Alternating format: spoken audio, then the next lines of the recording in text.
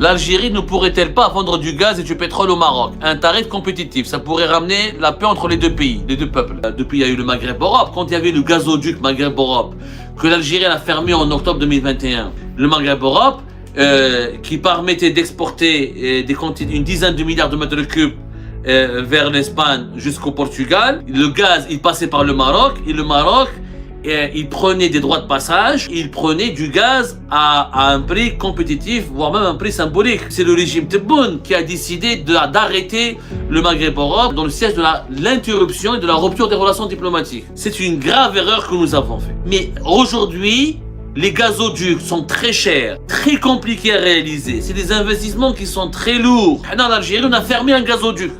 Pourquoi? Parce qu'on ne s'entend pas avec les Marocains qui sont nos voisins. Ou je décale la politique avec le business. Le business c'est le business, la politique est la politique. Et quand la crise énergétique de 2022 avait éclaté, mais c'est fou pour faire ça.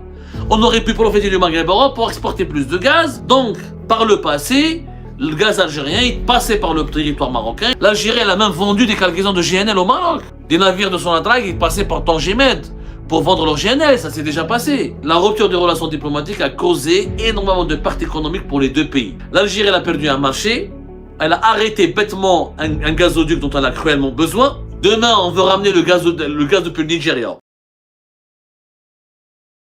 Sur YouTube, achat domicile 94-89 me dit l'Algérie ne pourrait-elle pas vendre du gaz et du pétrole au Maroc à un tarif compétitif? Ça pourrait ramener la paix entre les deux pays, les deux peuples.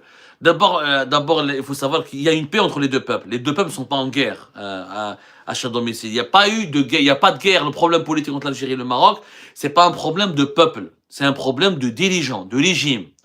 Mais les peuples ne sont pas du tout ennemis, ne sont pas en guerre. Il y a toujours eu depuis les années, depuis il y a eu le Maghreb-Europe, quand il y avait le gazoduc Maghreb-Europe, que l'Algérie a fermé en octobre 2021 et qui était opérationnel pratiquement depuis les années 90. Le Maghreb-Europe. Le Maghreb-Europe, qui permettait d'exporter une dizaine de milliards de mètres cubes vers l'Espagne jusqu'au Portugal, et qui avait une capacité de transport de gaz et d'acheminement de gaz plus importante que le Medgaz. Le Maghreb-Europe, le gaz, il passait par le Maroc, et le Maroc, il prenait des droits de passage. Il était payé par les droits de passage, il prenait du gaz à un prix compétitif, voire même un prix symbolique. Donc ça existait par le passé, ça a toujours existé. C'est le régime Tebboune qui a décidé d'arrêter le Maghreb-Europe dans le siège de l'interruption et de la rupture des relations diplomatiques. Ce qui a obligé le Maroc et l'Espagne à récupérer le Maghreb-Europe, le gazoduc, pour permettre à l'Espagne, pour le Maroc, prend du gaz GNL, c'est le GNL américain ou qatari, etc., ou du Nigeria, etc., ou de l'Australie, qui vient en Espagne, que l'Espagne va regazifier et qu'elle va revendre au Maroc à travers ce gazoduc. Non seulement, moi, la fermeture et l'interruption du Maghreb-Europe, ça a été pour moi une grave erreur. C'est une grave erreur que nous avons fait. J'étais parmi les rares qui le disaient. Et à l'époque, on m'insultait, t'es pro-marocain, etc. Mais aujourd'hui, les gazoducs sont très chers, très compliqués à réaliser. C'est des investissements qui sont très lourds. Très, très lourds, ya jma'at al-khair. Vraiment très lourds. C'est des infrastructures sensibles. Le monde entier cherche à se doter d'infrastructures. Il serait heureux. Il y a des pays qui paieraient des milliards pour avoir des gazoducs. En Algérie, on a fermé un gazoduc. Pourquoi? Parce qu'on ne s'entend pas avec les Marocains qui sont nos voisins. Ou je décale la politique avec le business. Le business c'est le business, la politique est la politique. On aurait pu changer le contrat avec les Marocains et les Espagnols. Et on aurait pu exiger un prix plus élevé aux Marocains. Le Maroc est un client au même titre que les autres. On a perdu, le Maroc est un marché pour l'Algérie, pour les exportations du gaz algérien. Au lieu de rompre, au lieu de stopper ce gazoduc qui a vu le jour en 1990, voilà, qui a commencé en 1993, voilà. Non, les travaux de construction ont commencé en 1993, ils ont été achevés en 1996. Et quand il a été lancé, malgré la fermeture des frontières entre l'Algérie et le Maroc, il y avait une crise en 94, rappelez-vous, la fermeture des frontières terrestres, ou la dispute entre l'Algérie et le Maroc en 1994, quand l'Algérie a été accusée à tort par les autorités marocaines d'avoir permis à des groupes terroristes de pénétrer sur le sol marocain pour organiser des attentats terroristes. À l'époque, on n'avait pas du tout empêché, le régime algérien de l'époque n'était pas du tout con, n'était pas du tout idiot, et il n'avait pas interrompu ce projet. Au départ, je rappelle que la capacité de transport était de 8 milliards et demi de mètres cubes. Ça a été porté à 13 milliards et demi de mètres cubes en 2015. C'est un gazoduc très important, 520 km sur le sol algérien, 540 km sur le sol marocain, un tronçon maritime de 45 km et un tronçon vers l'Espagne de 270 km. C'est un gazoduc stratégique pour l'Algérie. Quel est ça? On fournissait du gaz avec le Maghreb Europe jusqu'au Portugal et jusqu'à l'Espagne. Et quand la crise énergétique de 2022 avait éclaté, le gazoduc, on l'a fermé, le régime Tebboune, c'est pas le régime Tebboune l'a fermé. Le régime Tebboune l'a fermé en octobre 2021, alors que pratiquement quelques mois plus tard, vers février 2022, il y avait la guerre en Ukraine qui a été lancée, et la crise énergétique a commencé, avait démarré sur les chapeaux de roue rapidement, juste au printemps 2022. Alors que nous, 6 mois avant, on a fermé un gazoduc. Mais c'est faut être fou pour faire ça. On aurait pu profiter du Maghreb Europe pour exporter plus de gaz, et pour, en plus, faire payer les Marocains davantage notre gaz, et on aurait pu se faire de l'argent. Ça a été une erreur. Donc, par le passé, le gaz algérien, il passait par le territoire marocain, il était vendu à des prix négociés, à des prix amicaux par le Maroc, parce qu'il y avait les droits de passage, c'est le gazoduc, et ça se passait très bien. L'Algérie, elle a même vendu des cargaisons de GNL au Maroc. Des navires de son attraque, ils passaient par Tangimed pour vendre leur GNL, ça s'est déjà passé. Mais la rupture des relations diplomatiques a causé énormément de pertes économiques pour les deux pays. L'Algérie, elle a perdu un marché, elle a arrêté bêtement un gazoduc dont elle a cruellement besoin. Demain, on veut ramener le gaz depuis le Nigeria, avec le transsaharien. Une fois que le transsaharien aurait été réalisé, il aurait été achevé, on aurait pu continuer à utiliser, le gazoduc Maghreb-Europe pour le connecter aussi au transsaharien, et on aurait été on aurait eu un écosystème extrêmement privilégié pour les pays européens, et on aurait été un fournisseur encore plus fiable, ce qui aurait pu nous permettre d'engranger de nouvelles recettes et de gagner de nouveaux clients en Europe. Ça a été catastrophique. Franchement, ça a été catastrophique. Le choix de politiser l'économie, les échanges économiques entre l'Algérie et le Maroc, et le choix d'interrompre et de stopper le gazoduc Maghreb-Europe a été une très mauvaise décision pour le régime algérien. Et ça, on va le regretter un jour, et on va le pleurer un jour.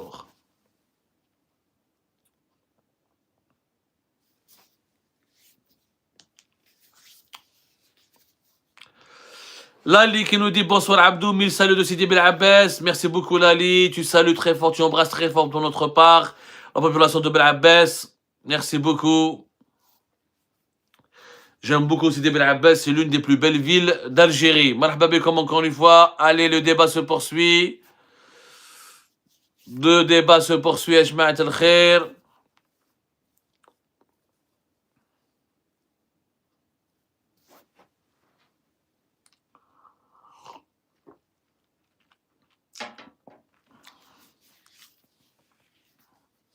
Alors, sur TikTok, on me dit, est-ce vrai, Uzer26, est-ce vrai que l'Algérie est devenue le pays le plus prospère d'Afrique? Non, soyons sérieux. L'Algérie a toujours été parmi les pays les plus prospères d'Afrique. Et malheureusement, au regard de la pauvreté qui règne sur le continent africain, c'est pas compliqué d'être très prospère en Afrique.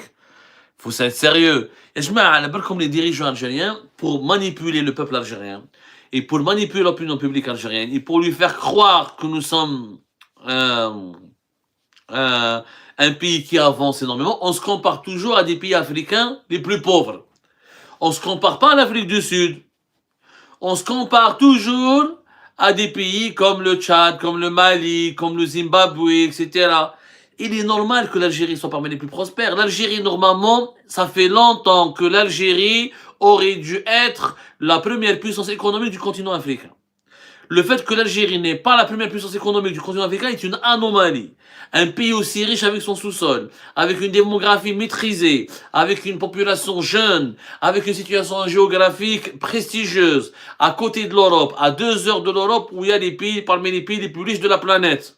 C'est anormal que l'Algérie ne soit pas une puissance économique. Ce qui est normal, c'est que l'Algérie soit un pays prospère par rapport aux autres pays africains. Mais ce qui est anormal, c'est qu'on ne soit pas le numéro 1, alors qu'on a tous les atouts pour être le numéro 1.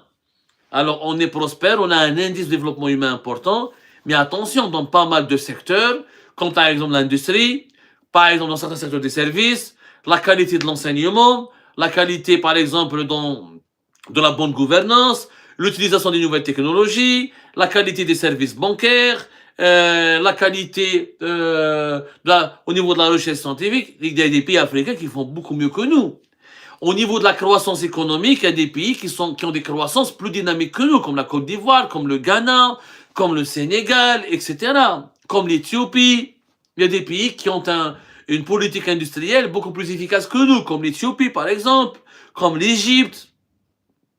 Et attention, la prospérité de l'Algérie sur le continent africain, elle n'est pas éternelle. Demain, la Libye, en parlant de gaz et de pétrole, demain, la Libye, elle est stabilisée, elle devient sécurisée, ses réserves de pétrole sont plus importantes que nous, la production du pétrole libyen, elle peut être le double que nous. Elle peut être le double que nous, de 1, de 2. Elle peut être, la Libye, elle a des réserves de gaz vierges, moins de réserves de gaz que nous, mais elle a des réserves de gaz plus vierges. Si le gaz libyen et le pétrole libyen étaient exploités à la hauteur de leur potentiel, l'Algérie va être dépassée. On aura des concurrences très... D'ailleurs, regardez les derniers appels d'offres lancés pour les investissements en Libye, dans le secteur du pétrole et du gaz, ont attiré beaucoup plus les compagnies pétrolières et gazières internationales que l'Algérie. Donc, le malheur de la Libye file pour le moment le bonheur de l'Algérie. Mais demain, quand la Libye sera stable, vous allez voir la concurrence. Demain, quand les Italiens pourront prendre ou exploiter, produire le gaz libyen comme ils veulent, on va voir s'ils vont continuer à s'intéresser à nous. On va voir. Alors, Knétri, tant que tu avoues que le Maroc est numéro 1, le Maroc n'est pas numéro 1 en Afrique, ni le Maroc ni l'Algérie. C'est des pays qui sont pas du tout, il y a des pays beaucoup plus dynamiques que nous, dans beaucoup de secteurs, il y a des pays qui sont beaucoup plus structurés que nous, le Botswana, la Namibie, l'Éthiopie. L'Éthiopie est le véritable tigre économique en Afrique, l'Égypte avec un grand potentiel, un énorme marché. On n'est pas vraiment du tout les meilleurs pays en Afrique. Il faut arrêter que les Algériens et les Marocains doivent absolument se calmer un peu et arrêter de croire que de regarder l'Afrique avec beaucoup de mépris. L'Afrique est en train d'évoluer énormément par rapport à nous.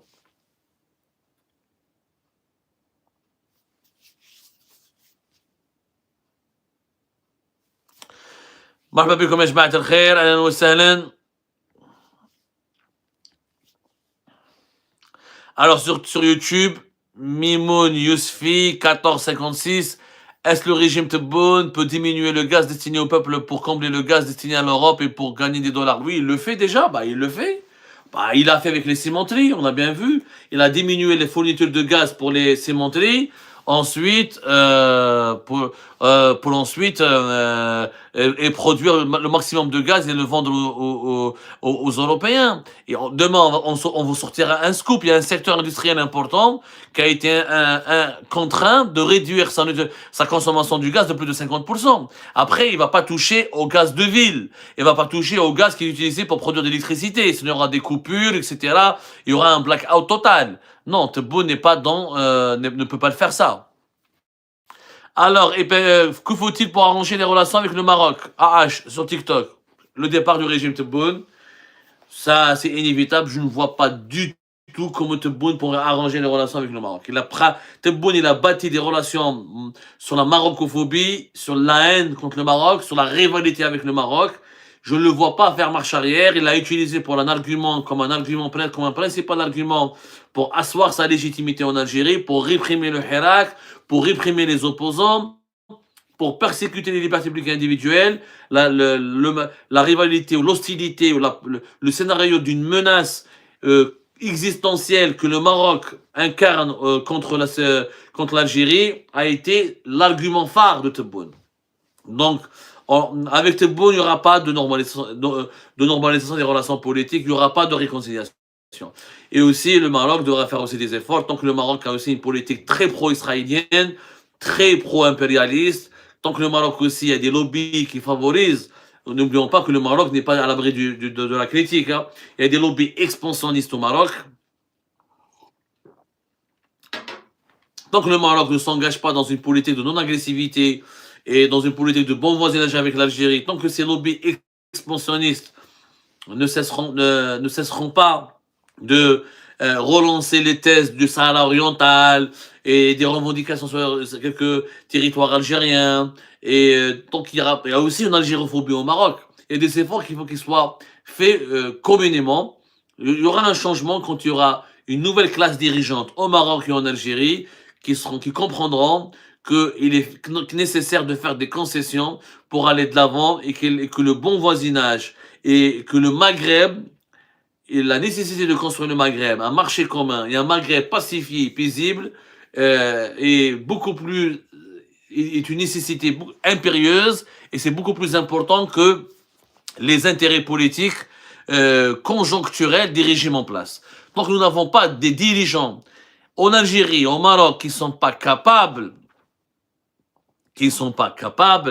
de faire des concessions en oubliant les excès du le nationalisme bête et méchant, et en oubliant le carcan de leur agenda politique intérieur. Et tant qu'on n'érige pas le Maghreb en priorité, on ne pourra pas se réconcilier entre l'Algérie et le Maroc.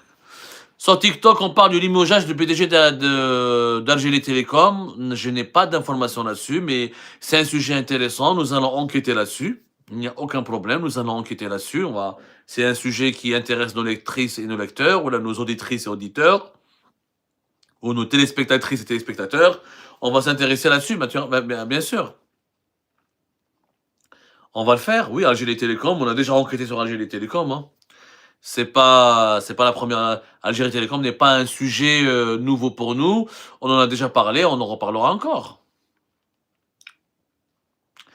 Alors, a-t-on vraiment besoin de l'un et de l'autre? Alors ça,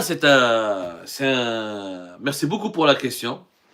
Elle est très intéressante parce qu'en Algérie, il y a certains fanatiques, au Maroc, certains fanatiques, des illuminés qui font croire, au moins ils ne sont pas convaincus, mais ils essaient de se convaincre, et ils essaient de convaincre les autres que on peut vivre, que l'Algérie peut vivre sans le Maroc, que le Maroc peut vivre sans l'Algérie. D'abord, historiquement, c'est faux. La décolonisation du Maghreb n'aurait jamais été possible si l'Algérie et le Maroc ne se sont pas entraidés ensemble pour lutter contre la colonisation française. L'histoire, bien avant la colonisation, depuis l'Antiquité, l'histoire du Maghreb, de l'Antiquité jusqu'à l'époque moderne, jusqu'à l'époque des indépendances, il y a des milliers d'épisodes où les luttes communes, où les combats communs, où les destins communs du Maroc et de l'Algérie ont été tracés ensemble parce que il y a eu les peuples de la région ont été unis dans les mêmes quêtes, dans les mêmes luttes. Maintenant, moi, je vous retourne la question. Mis à part Israël, qui est un cas particulier, qui a bénéficié du parapluie américain, qui a l'appui de tout l'Occident, et qui est, en réalité, Israël, on peut le considérer comme l'un des États des États-Unis d'Amérique. C'est une émanation des États-Unis d'Amérique. Et c'est un pays occidental dans le Moyen-Orient. Mis à part Israël, quel est le pays qui s'est développé, qui a assuré son progrès, et qui a assuré sa protection, et qui a renforcé sa sécurité nationale dans un voisinage hostile, ou dans un voisinage avec des voisins avec lesquels il n'a que des problèmes et que des conflits? Donnez-moi un pays. Donnez-moi un pays qui peut se développer et qui peut assurer sa sécurité et qui a pu se développer, qui a pu devenir une puissance en ayant des problèmes avec son voisin. La Corée du Sud elle-même, elle a pratiqué une politique de rapprochement et de négociation avec la Corée du Nord pour pouvoir assurer sa sécurité et son développement. Il n'y a pas au monde un pays qui a assuré son développement et sa sécurité en ayant des relations de mauvais voisinage. C'est pas possible. Sans le développement d'Algérie fera le développement du Maroc. Le développement du Maroc fera le développement d'Algérie. La sécurité de l'Algérie est un gage de sécurité pour le Maroc. La sécurité du Maroc est un gage de sécurité pour l'Algérie. Donc, celui qui vous dira ou celle qui vous dira qu'on n'a pas besoin l'un de l'autre est un menteur.